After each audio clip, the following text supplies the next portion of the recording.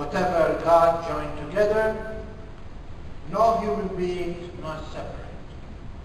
We just heard that word speaking from the lips of Jesus as he quoted the Old Testament. In the first reading today, we encounter how God, in his goodness, because he is good, and because there was no need for creation, but his goodness really bring him forth to create. And whatever he creates is good. If you look at the cosmos, at all the planets and the moon and the star and the world and the sun and everything that is in the universe, none of you, including myself, can bring morning up and can bring down the night. Everything is in coordination. Because God is not like me. He creates and he conserves what he creates. And after he creates everything that we see, he creates the masterpiece of his creation when he created the human species. And that's why he said, now I create someone that I can have a relationship with. Because in each person he gave his own image. And that's why we say we are created in the image of God. Because we have a soul, we have intelligence, we can communicate, we can say yes and no, what is good desire. And Adam finally, after he saw everything that God created, and he always find no one to communicate with, he said, finally this is a bone from my bone, flesh from my flesh. And so, this will be called woman. When he see the woman, he said, oh.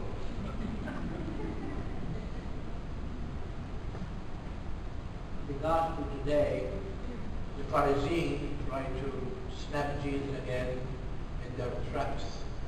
They question him. It is right for a man to divorce his wife. And he didn't say yes or no. He said, what did you read in the scriptures? In the book of the Torah, we read that Moses gave us a bill by which we can divorce a wife for any reason. So he did that because of your stubbornness, not because it is prescribed by God. So from the beginning, God created male and female. For this reason, a man leaves his mother and father, he joined to his wife, and the two become one flesh.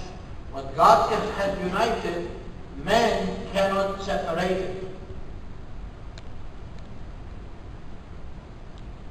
I know what you are thinking, and I'm going to say what you are thinking. He said, Father, I think you need to be living in the 21st century. Do you see how even many states are approving the marriage between two people of the same sex, and you are still in the 17th century? My dear people, unfortunately, that law is not going to be changed in the church, because that is not a church law, but a divine institution. And we are not going to tell God that he is wrong. While we, in the 20th century, we are so smart that we tell God that all these thousands and thousands of years that he has given us this law, that he is wrong and we are right. What God has united, man must not separate. I know that there are people among us who, when I speak these words, it hurt them. But it's not the intention of the gospel or my preaching. But we have to uphold the teaching of the church. And the teaching of the church is to remain faithful to the Master. Because the Master has brought good news from heaven. As I told you, in these few weeks, we are studying what kind of discipleship and what kind of stewardship we must have in order to be a Christian. And it's not take it or leave it, but something that we have to uphold it. My dear people, marriage is sacred and is constituted by God himself. The creation of a man and a woman was not created because there was a chimpanzee there and the chimpanzee there and say, oh, let us go next to each other, and they begin fighting, finally make friends. like many people say that we are, the creation of some chimpanzee. Well, I look at like a chimpanzee sometimes, but beside the point. But the other thing is this, that if you look at the way we are created different. A man and a woman. I hope you know, I'm not going to be down to the core here, that we are different the way we are created. And we are created that way to be complementary to each other. And the needs of a man is not the needs of a woman. Many of you are married and you know that if you want to make your wife happy, which is the secret of marriage, you give her the credit card to go to the mall. Don't question what she did with them after she comes from the mall, or when you receive the bill after 30 days. If you want to make a man happy, give him an old car, a Harley, television set with the football, some beer, and then don't talk to them after they drink those 6 or 12 pack, because they were loonies, more than loonies, they begin. And you can tell them whatever you want while they are under the influence, because they will say yes, or they will destroy the whole house. So the needs of a man and the needs of a woman, dear people, are two different stories. And God created them that way to be complementary to each other, and that's why we are attractive to each other. And that attraction, it's come from the gifts of sexuality. You better talk to your husband, maybe he will, The only thing is this, that, what is it called? That we are called by the gift that God gave us, sexuality, to continue what He created so beautifully. And He said to us, not only I create, but now you are going to cooperate with me to continue this creation. If you look around and look 20 years ago, many families have 2, 3, 4 children. Today, maybe one because she insists that she has one for the inheritance, or nothing because they are concerned about the whales and the chimpanzee of so-so island. Or the whale. Some of them are so egoistic where they can have more than one child, but they want 2 vehicles, they have to have 2 houses, one here, one at the shore, and also they want vacation. So that is all about me. This is our society today. Our society is always everything, what about me? What is going to gain me? We forget that we are not the only people living on the face of the earth. And if you want to be happy, it's not me, but how much you do for others. St. Paul said there is more happiness in giving than to receive. And Jesus also makes it clear to us, I love you so much that my love for you is this. There is no greater love than this, that one lay his life for the one he loves. And that is exactly what marriage is all about. When you as a husband die for your wife, and you as a wife die for your husband. I know what you're thinking. You say, Father, you don't know my husband. Because if you are his wife, you will put some arsenic in his food. That's the out of the face of the earth. You don't know what I go through with him. And some of your husbands say, you don't know what a pain, you know what this woman is to me. If I knew then what I know now, my dear people, that is life. That's life. We are not going to agree in everything. And thank God we don't agree, because we make life a little exciting. And then you as mature people, you sit down and talk about it. And it's beyond your comprehension. Then you go and see professional people. Don't go and see a priest. Don't go and see your friend, your mother, your father, You go and see a professional because they know how to counsel you. It's not siding with you or against the other person. That is wrong. A counselor brings the issue on the table and then let us deal with it. Not you are wrong and they are right. And then, after that, you have a mutual understanding and come to a compromise. Many of you have gone that far without going to a counselor because you love your wife. You love your wife. It's not somebody who is winning and somebody who is losing. This is not marriage. Marriage is a communion of love. You say, where do you get all this nonsense, Father? I get this teaching, not nonsense, from the teaching of the Vatican Council. If you look at the document of the Council for Gaudium et Spes, that means the Church in the world today, paragraph 46, 47, it speaks about that a marriage is a communion. It's a communion. And continue. It says that marriage is between one husband and one wife.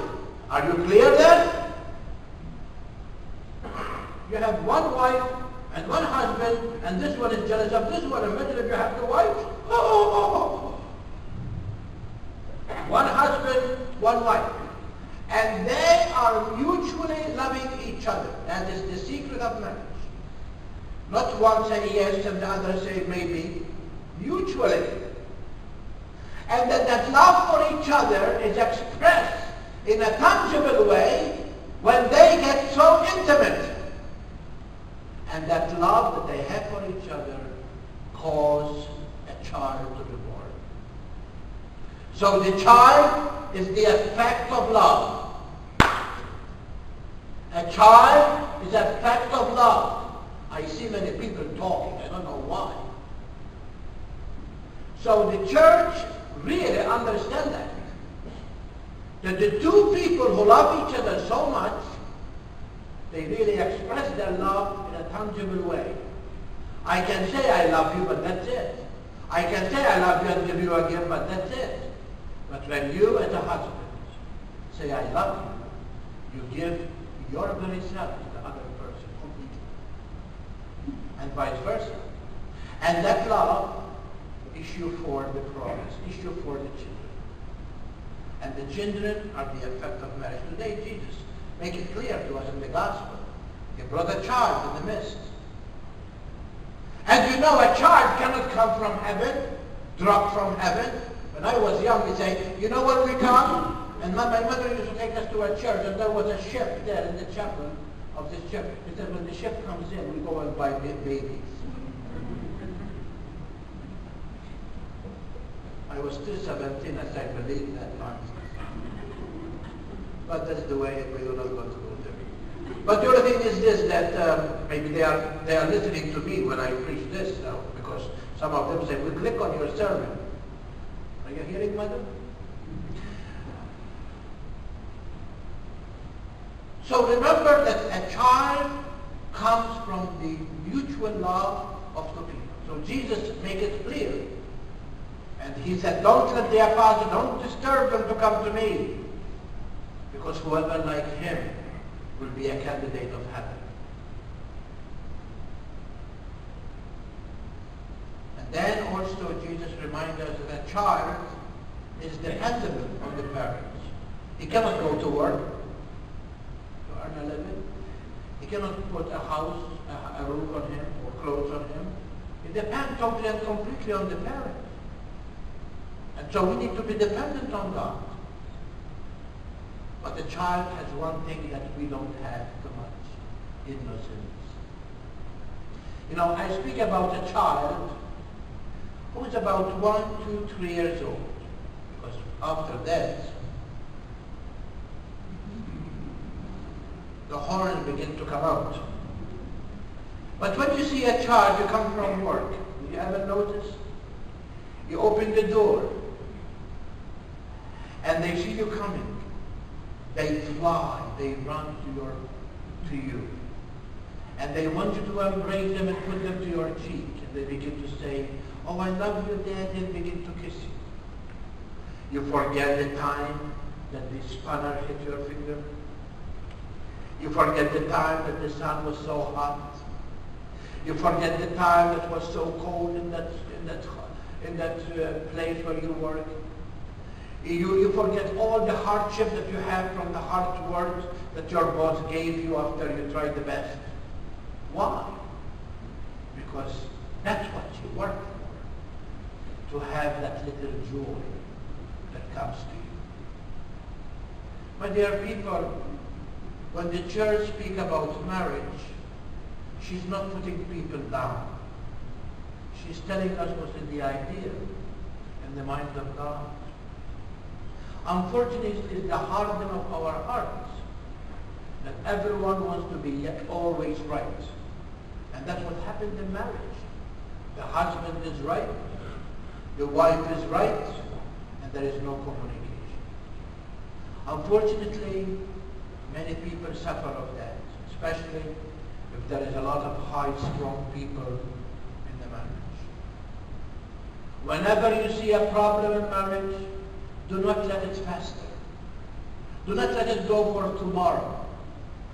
You make time to resolve it. Talk about it. Are you going to resolve it? Maybe not.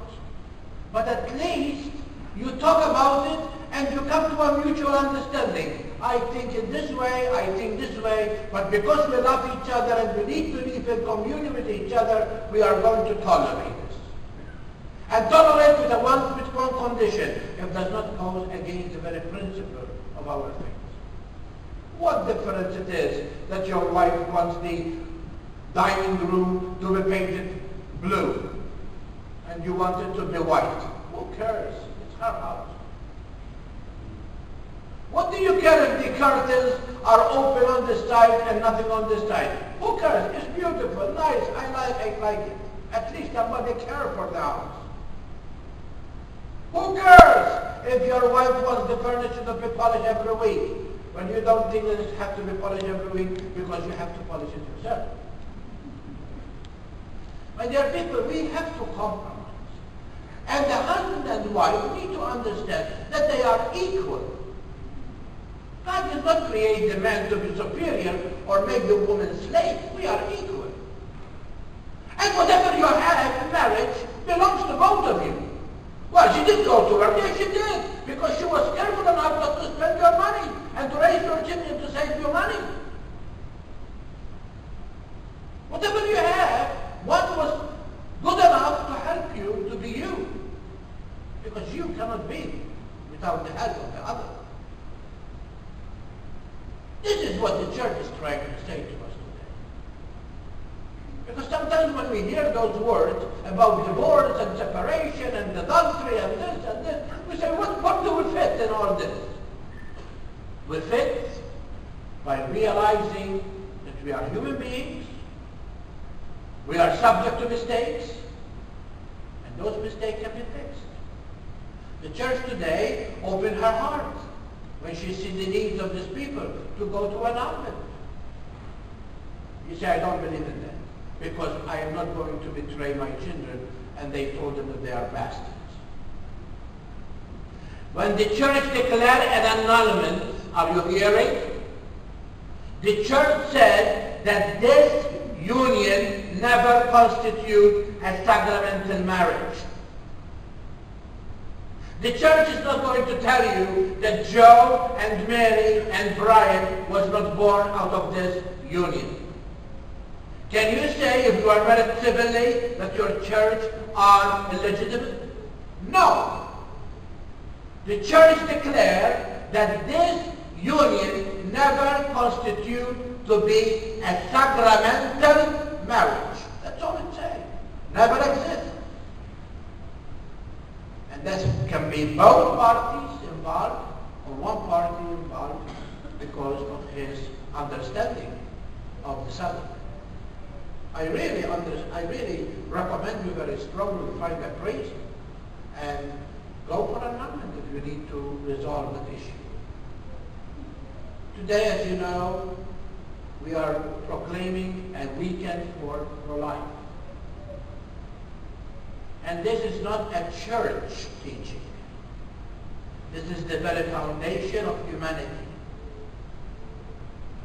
That we need to be pro-life, that we need to be pro-birth. Look at our nation. As I told you, if you look 20 years ago, many people, many families have 2 or 3 children. Today, 1 or nothing. Many people complain about Social Security. If the government is destroying it. No, we are destroying it. Because if you have 20 people working and 500 collecting, it's not going to match. And that's why it is very important that we have people working so they can contribute to the treasury, so other people who worked and earned that money will be there for them in their golden days.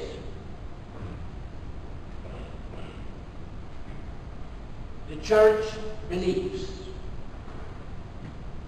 that when a husband and wife comes together in a mutual love and given to each other in a very intimate way,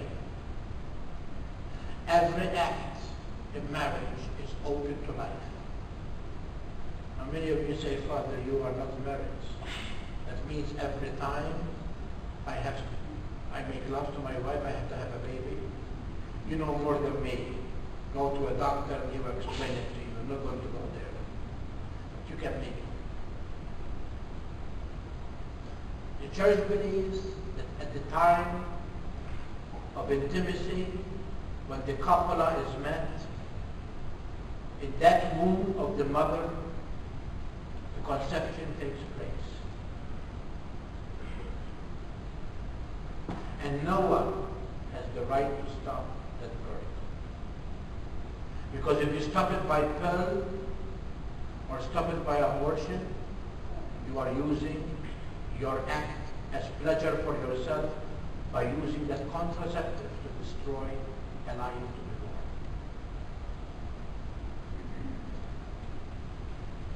Life is sacred, and I warn you, don't play games with God. Don't go against God, because you know who is going to be the loser.